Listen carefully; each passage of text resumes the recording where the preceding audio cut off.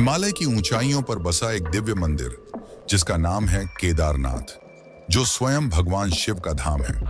क्या आपने कभी ये सोचा कि ये मंदिर उस स्थान पर स्थित है जहां इंसानों की सांसें भी जवाब देने लगती हैं?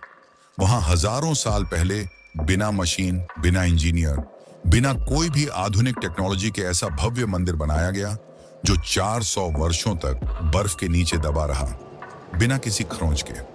क्या ये केवल वास्तु का चमत्कार था या फिर किसी दिव्य शक्ति की सजीव उपस्थिति?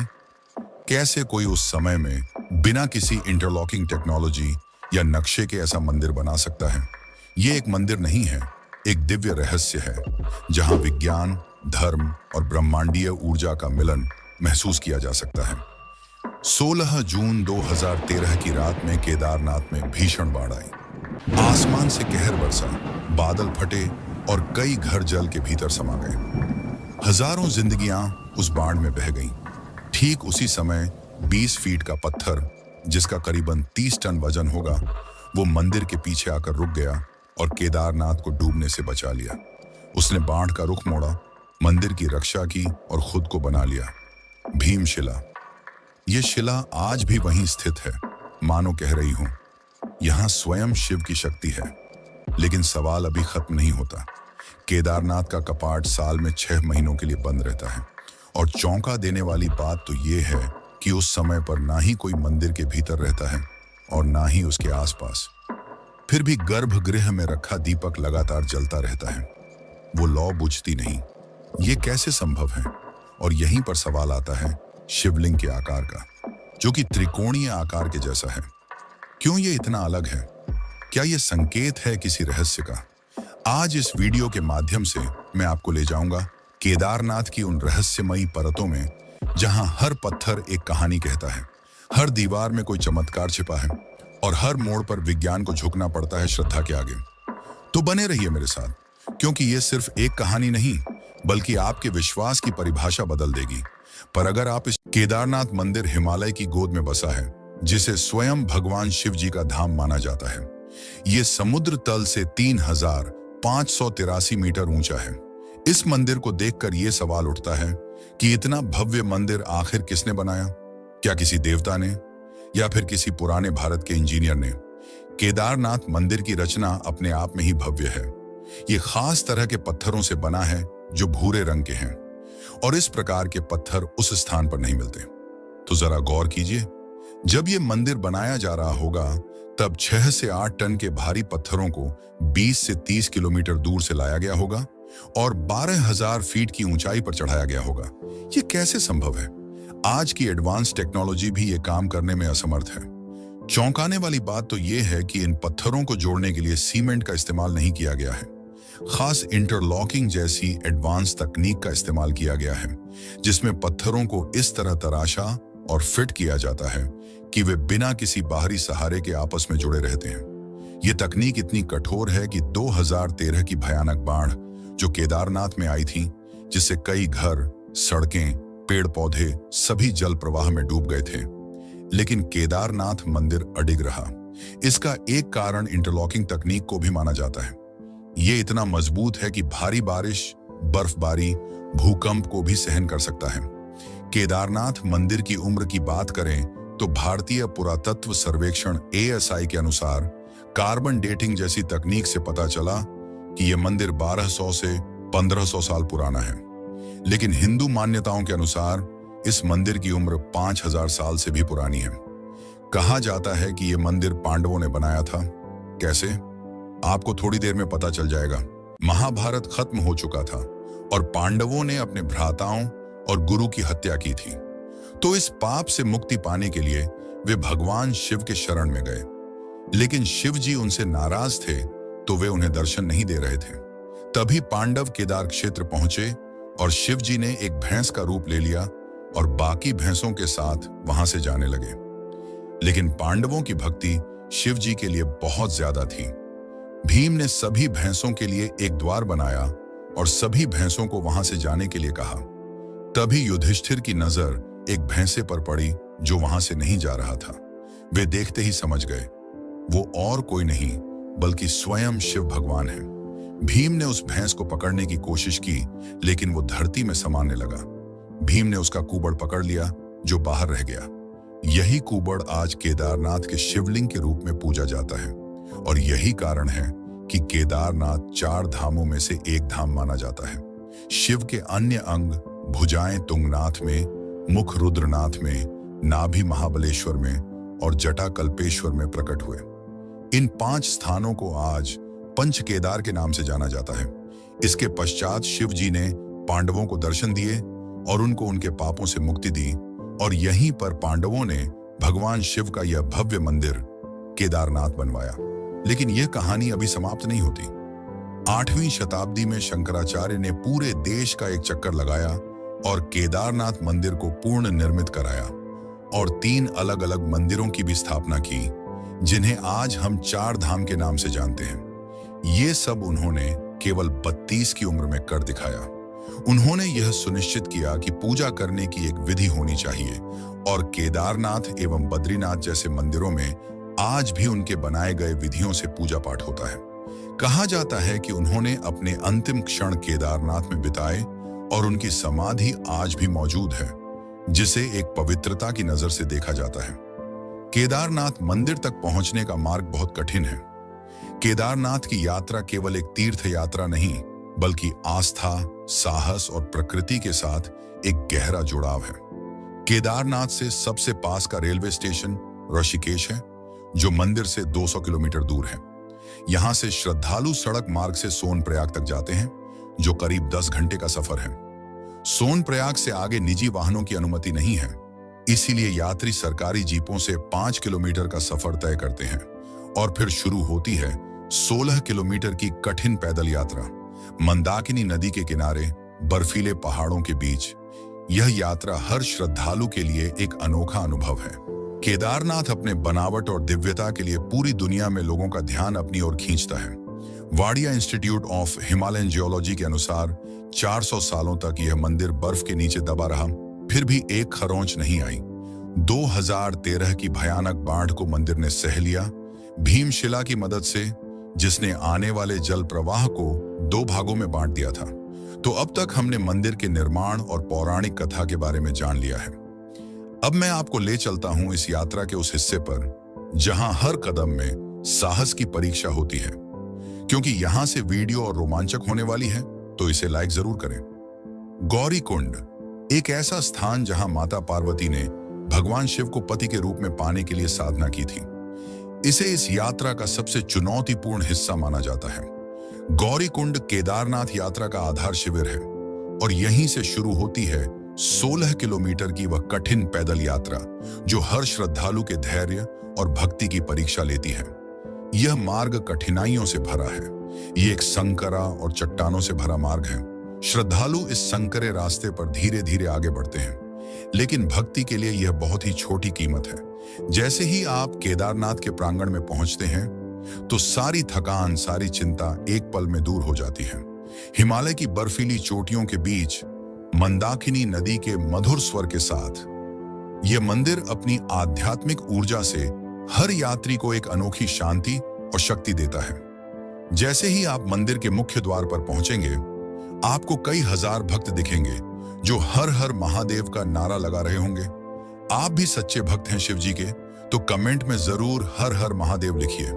मई और जून के महीने में तो संख्या हजारों से बढ़कर लाखों तक चली जाती है।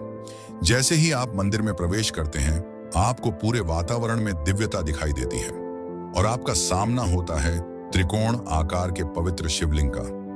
मान्यता है कि यही वह कुबड़ है जो भगवान शिव ने पांडवों को दर्शन देते समय प्रकट किया था। सुबह 4 बजे, जिसे ब्रह्म मुहूर्त भी कहा जाता है, उसी समय शिवलिंग का विशेष अभिषेक और पूजा की जाती है और मंदिर को खोला जाता है।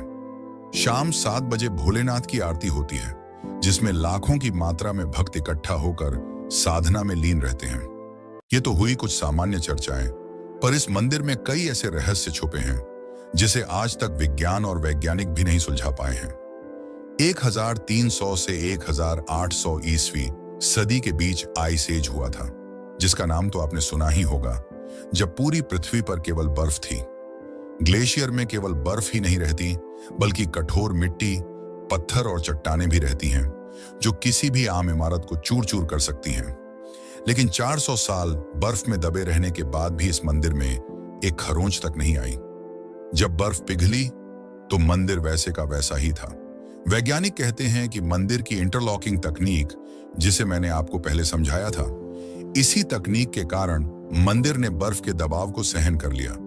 केदारनाथ पूरे साल में केवल 6 महीने खुलता है, अक्षय तृतीया से भैया दूज तक। बाकी 6 महीने बंद रहता है, क्योंकि इतनी भारी बर्फबारी में किसी इंसान का वहां जाना खतरे से खाली नहीं है। मान्यता है कि इस दौरान यक्ष और गंधर्व स्वयं भगवान शिव की पूजा करते हैं, और इस बात का सबूत भी है। जब मंदिर को खोला जाता है तब गर्भगृह में फूल, बेलपत्र, पूजा की सामग्री बिल्कुल ताजा अवस्था में मिलती है, मानो अभी अभी किसी ने पूजा की हो।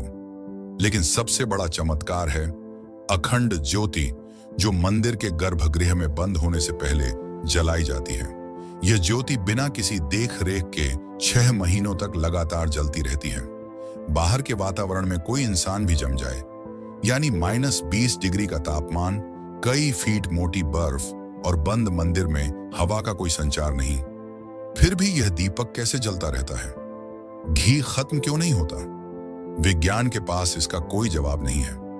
भक्त इसे भगवान शिव की दैवीय शक्ति मानते हैं, जो इस दीपक को प्रज्वलित रखती है। एक कहानी जो आपको सोचने पर मजबूर कर देगी कि केदारनाथ मंदिर सच में चमत्कारी मंदिर है।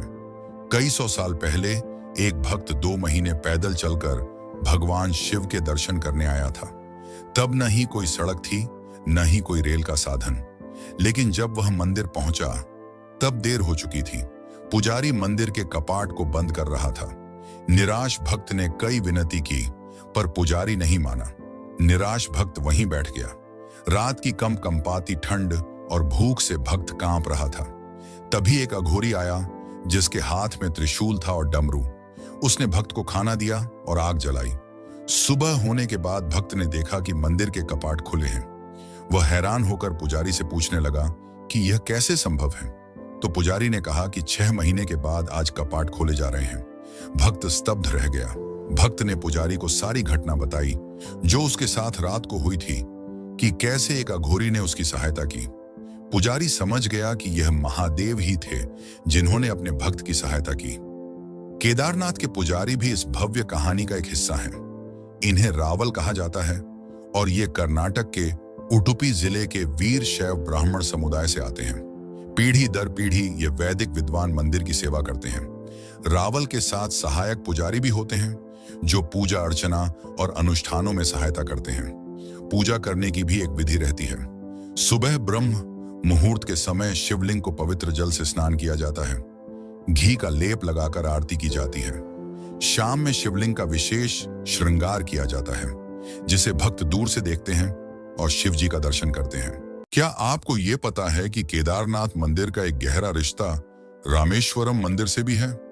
ये दोनों धाम, जो 2800 किलोमीटर दूर हैं, लगभग 79 डिग्री देशांतर रेखा पर एक सीध में स्थित हैं। केदारनाथ से शुरू होकर कालेश्वर, ओंकारेश्वर, महाकालेश्वर और रामेश्वरम तक ये शिव मंदिर एक अद्भुत ऊर्जा रेखा बनाते हैं।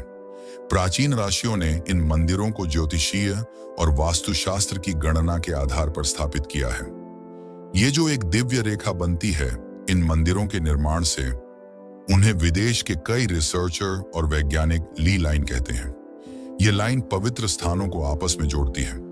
भारतीय शास्त्रों में इन्हें निदा मंडल का नाम दिया गया है, जहां साधना और ध्यान का एक दिव्य आभास होता है, और यही कारण इन सभी मंदिरों को इतना शक्तिशाली बनाता है। अब आप वीडियो के अंतिम भाग में पहुंच चुके हैं और मैं आपको एक कथा सुनाने जा रहा हूं। यह एक रहस्यमयी कथा है जिसे आपने कहीं नहीं सुना होगा, और कहा जाता है कि यह कथा सुनने से शिव जी का आशीर्वाद आपके साथ सदा रहेगा। तो इस कथा को पूरा जरूर सुने, क्योंकि यह आपकी जिंदगी बदल सकती है। कई साल पहले केदारनाथ अपने पूरे वैभव में था और आसपास के पहाड़ों में कई साधु और आराशी मुनि अपनी साधना में लीन रहा करते थे।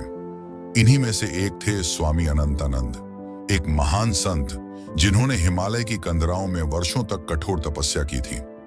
एक बार ध्यान में लीन स्वामी अनंतानंद को दिव्य दृष्टि प्राप्त हुई। इस दिव्य दृष्टि से उन्हें एक गुप्त गुफा का पता चला जो केदारनाथ से कुछ ही दूरी में थी। लेकिन इस गुफा का प्रवेश द्वार इतना रहस्यमयी था कि वो किसी आम इंसान के बस में नहीं था।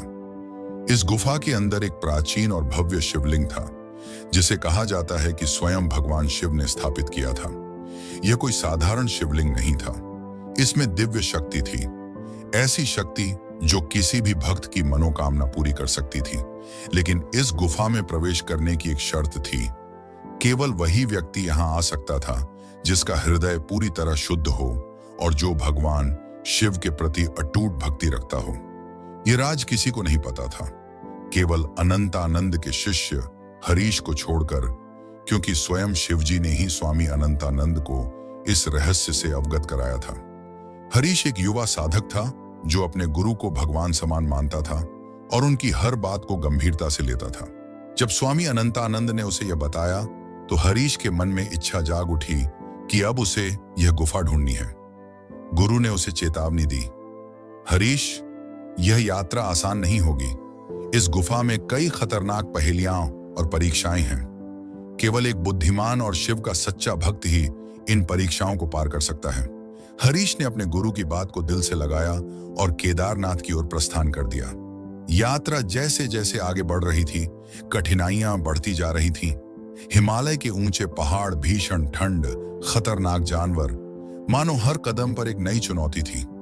लेकिन हरीश की भक्ति और दृढ़ संकल्प ने उसे हिम्मत दी। कई दिनों की यात्रा के बाद वह आखिरकार केदारनाथ पहुंचा।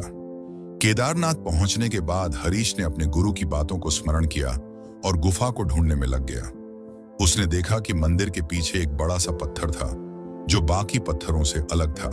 स्वामी अनंतानंद ने हरीश को एक खास मंत्र दिया था उस पत्थर को हटाने के लिए। हरीश ने गहरी सांस ली और उस मंत्र का उच्चारण किया, ओम नमः शिवाय त्र्यंबकम यजामहे। जैसे ही उसने यह मंत्र उच्चारण किया, वह पत्थर हट गया और एक संकरा रास्ता दिखने लगा जो गुफा का प्रवेश द्वार था। हरीश गुफा में प्रवेश किया। उसे एक टिमटिमाती सी रोशनी दिख रही थी। वह उसी के पीछे जा रहा था। ठंडी हवा और रहस्यमयी सन्नाटे के कारण उसे डर लगने लगा, पर वह रुका नहीं, आगे बढ़ता गया। जैसे ही संकरा रास्ता खत्म हुआ, वह एक विशाल कमरे में पहुंचा जिसमें 3 कमरे थे। हर द्वार में एक पहेली लिखी हुई थी। उसको सुलझाकर ही आगे बढ़ना था। अगर जवाब न दे पाए तो पूरे जीवन काल के लिए उस गुफा में बंद होना पड़ेगा और अपना जीवन त्यागना पड़ सकता था। पहेलियां कुछ इस प्रकार थीं। मैं वह हूं जो कभी नहीं सोता लेकिन हमेशा सपने देखता हूं। मैं वह हूं जो हर जगह है लेकिन कहीं नहीं मिलता। मैं वह हूं जो सबको छूता हूं लेकिन कोई मुझे नहीं छू सकता। हरीश ध्यान से सोचने लग गया। बहुत सोचने के बाद उसने एक गहरी सांस ली और अपने गुरु की शिक्षाओं को याद किया। उसे एहसास हुआ कि ये पहेलियां भगवान शिव के पंचभूतों पृथ्वी, जल, अग्नि, वायु और आकाश से जुड़ी हैं। उसने तीसरे द्वार को चुना क्योंकि यह वायु का प्रतीक था जो सबको छूती है लेकिन जिसे कोई पकड़ नहीं सकता। उसने तीसरे द्वार की ओर कदम बढ़ाया और जैसे ही वह अंदर गया, द्वार बंद हो गया। वह सही था। हरीश अब अगले कमरे में पहुंच चुका था। उसे एक विशाल दर्पण दिखा जो सामान्य दर्पण नहीं था। उस दर्पण में जो भी अपनी छवि देखता था उसे उसमें अपना डर, संदेह और कमजोरी दिखाई देती थी। हरीश का सबसे बड़ा डर था अकेलापन, और इसी का फायदा उठाते हुए दर्पण ने उसकी एक भयानक छवि बनाई जो अकेलेपन से दुखी थी। हरीश घबरा गया लेकिन उसने हार नहीं मानी। उसने आंखें बंद की, भगवान शिव का ध्यान लगाया और नमः शिवाय का जाप शुरू किया। धीरे से उसका मन शांत होने लगा और उसने कहा, मैं डर से बड़ा हूं क्योंकि मेरे साथ भगवान शिव हैं। जैसे ही उसने यह कहा, उसने अपने डर को हरा दिया और दर्पण में उसकी भयानक छवि गायब हो गई। अब दर्पण ने उसकी छवि एक आत्मनिर्भर शक्तिशाली योद्धा के रूप में बनाई और वह दर्पण स्वयं गायब हो गया। तभी एक नया रास्ता खुला जो गुफा के आगे जा रहा था। हरीश अब आखिरी कमरे में पहुंच गया था। उसने देखा एक दिव्य शिवलिंग जो काले पत्थरों से बना है और उसके चारों तरफ एक दिव्य रोशनी फैली हुई है। हरीश ने जैसे ही उस शिवलिंग को देखा, वह कांपने लगा। वहां की ऊर्जा इतनी शक्तिशाली थी कि वह अपने आप शिवलिंग के सामने झुक गया। उसने अपने हाथ जोड़े और अपनी इच्छा प्रकट की। उसने मांगा, मुझे वह शक्ति दे जिससे मैं अपने गुरु के सपनों को पूरा कर सकूं। तभी एक आकाशवाणी हुई, हे भक्त, तुमने अपनी भक्ति और साहस से इस गुफा का रहस्य खोज लिया है। यह शिवलिंग तुम्हें वह शक्ति देगा जो तुम्हारे हृदय में छिपी है। लेकिन याद रखो, इस शक्ति का प्रयोग केवल दूसरों की भलाई के लिए करना। हरीश ने सिर झुकाया और आभार व्यक्त किया। अब हरीश सोच रहा था कि क्या वह सुरक्षित अपने गुरु के पास लौट सकता है। लेकिन जैसे ही वह गुफा से बाहर निकलने की कोशिश कर रहा था, उसने देखा कि मुख्य द्वार बंद हो चुका है और मंत्रोच्चारण के बाद भी वह द्वार नहीं खुल रहा था। तभी उसे अपने गुरु की बात याद आई। उन्होंने कहा था कि जो भी इस दिव्य गुफा में प्रवेश करता है, उसे बाहर जाने के लिए बलिदान देना पड़ता है, और वह भी उस चीज का बलिदान जो सबसे प्रिय हो। हरीश सोच में डूब गया। उसके पास देने के लिए कुछ खास नहीं था, सिवाय एक रुद्राक्ष के जो उसके गुरु ने उसे दिया था और जो उसे बेहद प्रिय था। हरीश ने वह माला शिवलिंग पर चढ़ा दी और कहा, हे भगवान, यह मेरा बलिदान है, मुझे मुक्ति दें। जैसे ही उसने यह किया, मुख्य द्वार खुल गया। वह सुरक्षित बाहर निकल आया, लेकिन उसका मन उदास था। फिर भी उसे यह एहसास था कि उसने जो खोया वह भगवान की भक्ति में समर्पित किया। जब हरीश गांव पहुंचा तो उसने देखा कि पूरे गांव में महामारी फैल चुकी थी।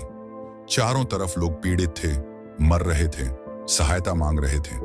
यह देखकर हरीश ने ठान लिया कि वह उस दिव्य शक्ति का प्रयोग करेगा जो उसने अपने गुरु की इच्छा को पूरा करने के लिए प्राप्त की थी। उसने अपनी नई शक्ति का प्रयोग किया और गांव के लोगों को ठीक किया। उसकी भक्ति और बलिदान ने पूरे गांव को बचा लिया। लेकिन इस कहानी का सबसे बड़ा रहस्य अभी भी बाकी है। कहा जाता है कि वह गुफा आज भी केदारनाथ के आसपास कहीं छिपी हुई है। कुछ लोग मानते हैं कि वह प्राचीन शिवलिंग आज भी वहां मौजूद है, लेकिन कोई उसे ढूंढ नहीं पाया। यह आज भी एक रहस्य है। तो यह थी कथा। अगर आपने यहां तक देख लिया है तो आपको यह जगन्नाथ की डॉक्यूमेंट्री जरूर पसंद आएगी, जिसमें मैंने हर संभव प्रयास किया है कि आपको जगन्नाथ मंदिर का हर रहस्य बता सकूं। अगर यह वीडियो आपको पसंद आई हो तो चैनल को सब्सक्राइब जरूर करिए और वीडियो को लाइक करके शेयर कर दीजिए, ताकि हम आपको ऐसे ही भव्य यात्राओं में ले जाते रहें।